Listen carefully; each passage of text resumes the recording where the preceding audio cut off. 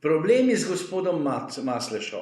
Diploma smo že ugotovili, mediji so pisali, da ne velja zaradi tega, ker je pravzaprav visokošolska, ne univerzitetna. Tako vsaj mediji pišejo.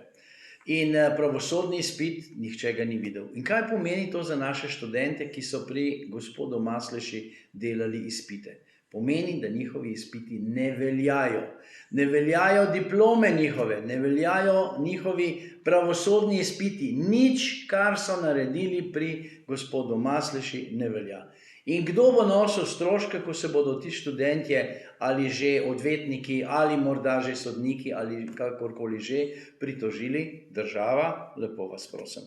Zopet bo država plačevala za goljufijo nekoga, ki si je na račun nekdanjega sistema ob pomoči podpornikov nekdanjega sistema zagotavljal lepo pozicijo v pravosodju.